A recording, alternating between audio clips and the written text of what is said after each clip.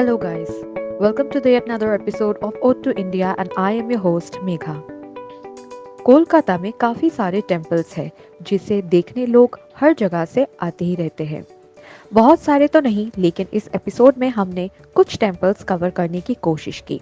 तो चलिए, सबसे पहले मैं आपको ले आई हूँ बेलूर मठ, जो हावड़ा में स्थित है। इसे स्वामी विवेकानंद ने शुरू किया था। इस पैंडेमिक के चलते अंदर जाना अलाउड नहीं है। अंदर आपको श्री रामकृष्ण परमहंस के जिंदगी से जुड़े काफ़ी सारे चीज़ें मिल जाएंगी आपको। सिर्फ यही नहीं, माँ शारदा और विवेकानंदा के जिंदगी से जुड़े भी बहुत सारे रहस्य इसके अंदर है, और यही जानने और देखने लोग यहाँ पर हर जगह से आते रहते हैं। इस जगह का निर्माण तो एक्चुअली स्वामी विवेकानंद से ही शुरू हुई। यहाँ अंदर एक म्यूजियम मिल जाएगी आपको, जहाँ पर स्वामी विवेकानंद, माँ शारदा देवी और रामकृष्ण परमहंस के ज़िंदगी से जुड़े बहुत सारी चीज़ें यहाँ पे कलेक्टेड है। तो अगर आप यहाँ आते हैं तो इस म्यूजियम को विजिट करना बिल्कुल नहीं भूलिएगा। ये अंदर जाने के बाद ही आपको मिल जाएगी। म्यूजियम के बाद अगर आप सीधा चले तो अंदर एक अद्भुत सा मंदिर है, जिसे रामकृष्ण परमहंस की आराध्य स्थल मानी जाती है। माँ शारदा, रामकृष्ण परमहंस और विवेकानंद ने यहाँ पर बहुत सारे वक्त बिताई है, और ये सारी चीज़ें अब मंदिर के रूप में स्थित है। बेलूर मठ से निकलकर ही हम सीधे आपको ले जा रहे हैं दक्षिणेश्वर।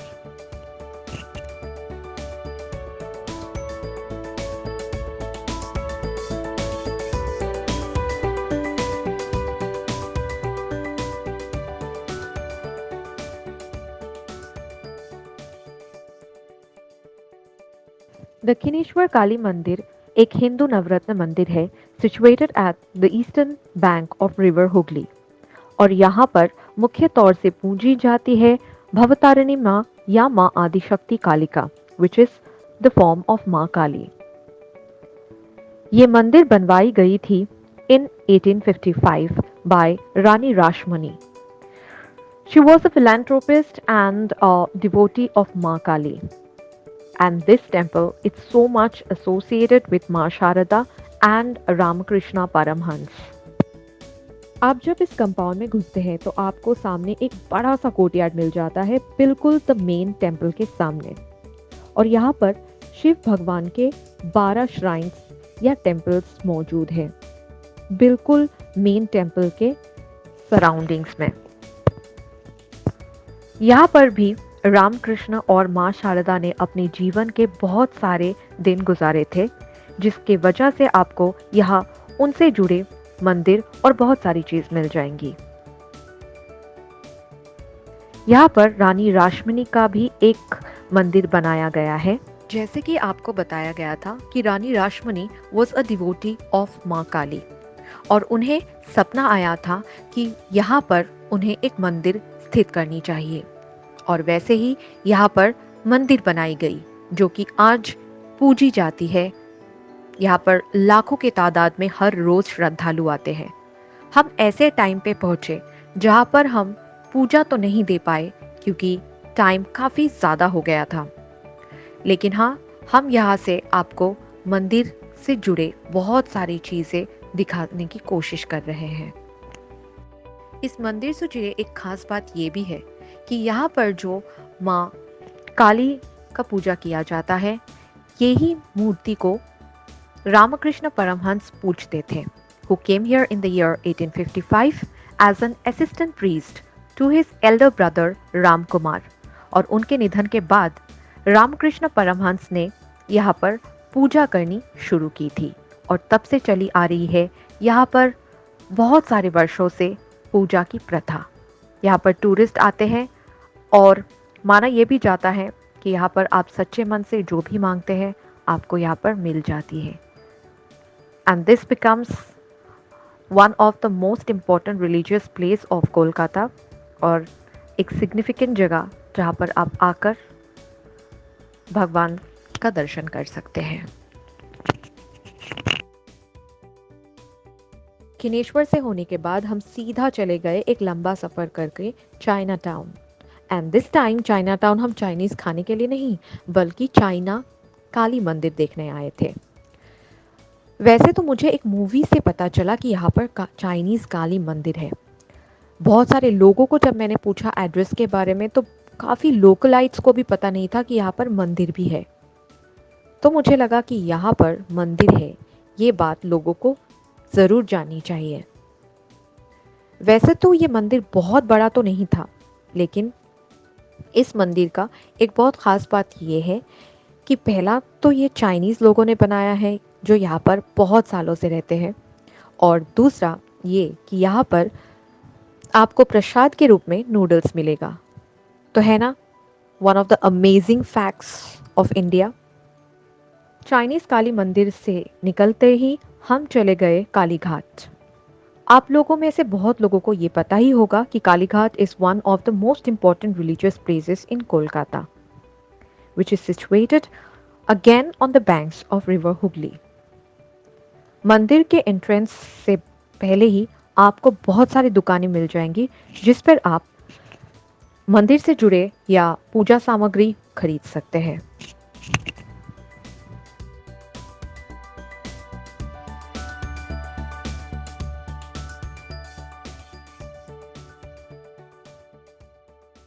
की वजह से यहाँ पर एंट्री तो प्रोहिबिटेड है, लेकिन आपको हम बाहर से ही यहाँ का दर्शन करवा सकते हैं।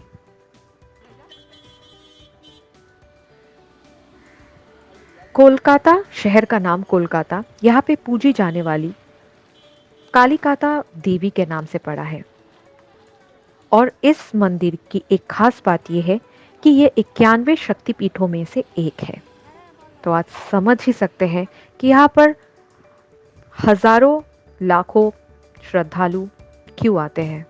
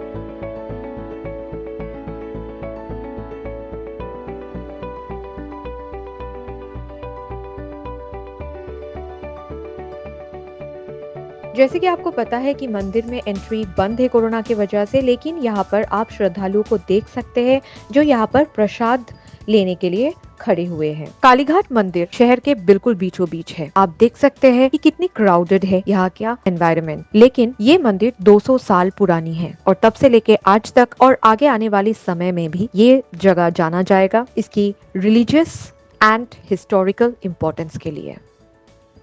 तो आप जब कोलकाता आते हैं यहाँ आके अपना पूजा अर्चना करना बिल्कुल ना भूले।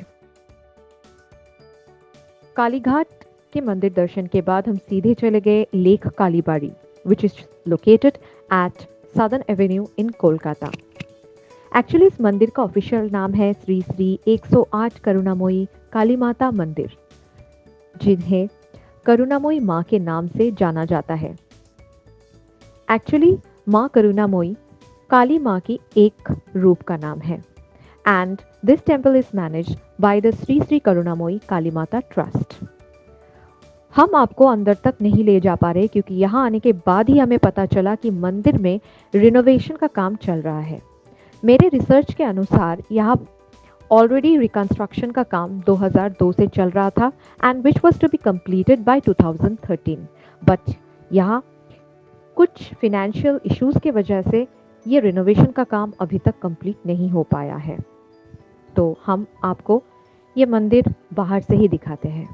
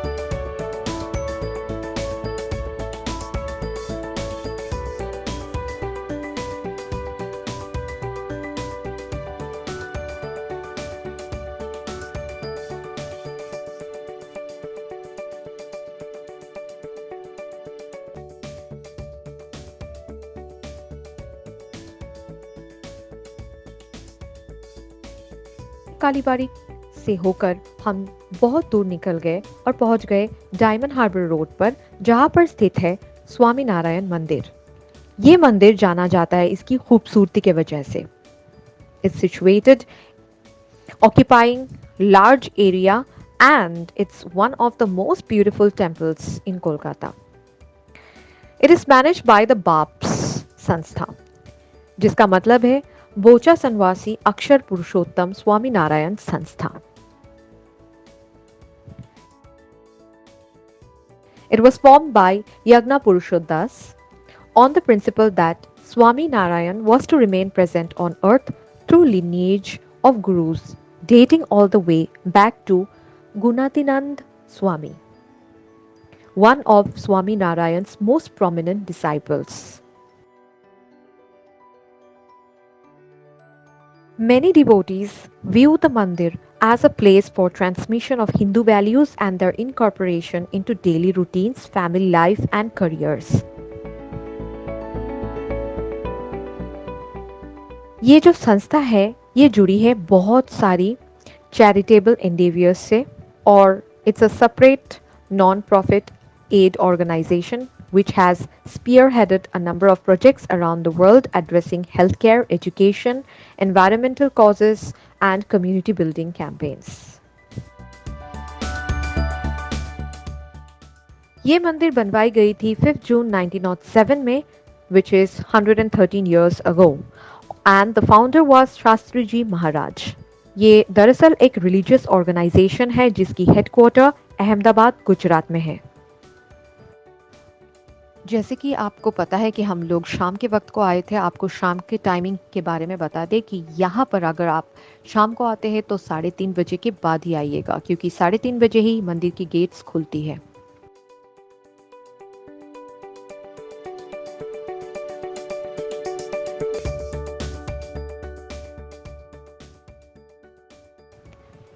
जैसे कि आप देख सकते हैं कि ये मंदिर बहुत बड़ी एरिया में फैली हुई है।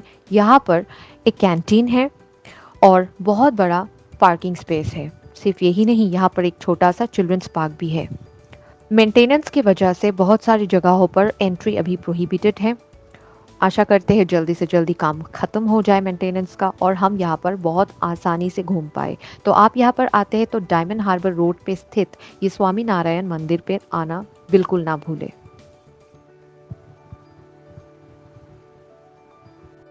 आशा करते हैं कि आपको ये टेम्पल एपिसोड पसंद आया होगा। वैसे तो आज कुछ प्रमुख मंदिरों के बारे में ही आपको जानकारी दी गई है। आशा करते हैं आगे आने वाले एपिसोड्स में आपको ज़्यादा से ज़्यादा इम्पोर्टेंट टेम्पल्स और रिलीजियस प्लेसेस के बारे में आपको बताते रहे। तब तक के लिए स्टे सेफ, बी हैप्पी, जय हिंद।